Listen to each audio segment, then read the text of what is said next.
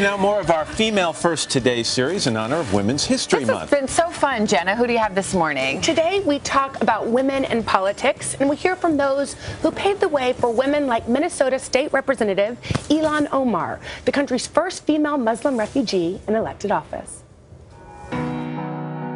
They must have the courage and the guts to take a stand and not equivocate. Together, we prove the political experts wrong. We are an ambitious and determined people. The time for diplomacy is now. First woman Speaker of the House or President of the United States. My name is Ilhan Omar, and I'm the first Somali-American Muslim legislator in the country. We did it! Omar was elected last year in her home state to the Minnesota House of Representatives. Did you feel like you had more to prove because you were a woman? It wasn't just the women barrier, right? I also had the cultural barrier of being a Muslim. Omar is the first female Muslim refugee legislator elected in the country. My faith, Islam, truly means peace. But I think because people don't take the time to understand what this faith is about, they make judgments that are harmful. Born in Somalia in 1982, when she was 8, Omar's family fled due to the Civil War. She spent 4 years in a refugee camp in Mombasa, Kenya. In 1995, her family immigrated to the U.S. When you think back to your time at the refugee camp and you're watching what's going on right now, what goes through your mind? There was a picture of a little boy who washed up in a shore a while back. And I remember people were sharing this picture in social media. I didn't want to look at this picture because that for me is a real reality. Like, I was one of those kids. I think you'd be so At 14, Omar fell in love with politics when she was her grandfather's interpreter at local political meetings in Minneapolis. Watching his excitement over this process, that for me instilled a great sense of wanting to participate in this process.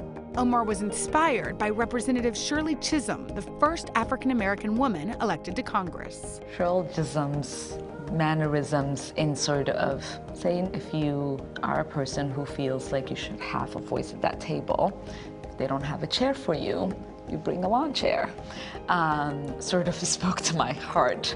Why are women not running for public office in large numbers the way that men are? There is certain scrutiny that is placed on female leaders that is not placed on male leaders. So if you're a mother, people ask, how are you going to find the balance? If you are a father, nobody asks that question. And the other thing is that we think we need to have more education. We need to have more experience. We had one of the most qualified candidates in our nation's history running for office. And because she was a female, everybody wanted to, tear her down in some way. The 34-year-old is a mother of 3. You have young girls. What do you hope you do as far as changing the conversation about what they can become? My daughter, since she was 5, has kind of talked about her desire to someday be president. And she sees that there is a path that someone like her mother is able to hold public office.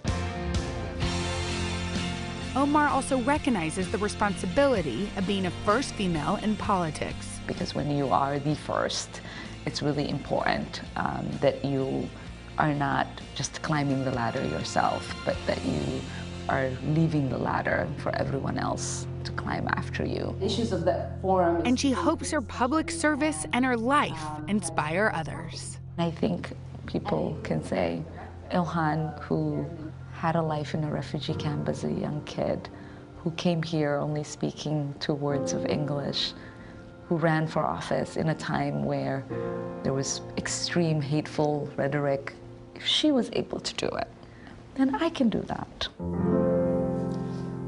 Omar's grandfather, who's no longer living, she said she thinks about him a lot. He introduced her to politics, and she thinks that he'd be proud of how far she's come. And I have to say, as a mom and as a woman, this is the type of person that should run for office. She's she's lived a very full life. And how much she appreciates these institutions of democracy and having a seat at the table, and when it was so different in the country she grew up in. Exactly, and she's hit the ground running. She's already introduced a few bills, and she really wants to make positive change. Another great story. Yeah. Jenna, thank you very much. Hello, Today fans. Thanks for checking out our YouTube channel. Subscribe by clicking that button down there and click on any of the videos over here to watch the latest interviews, show highlights, and digital exclusives.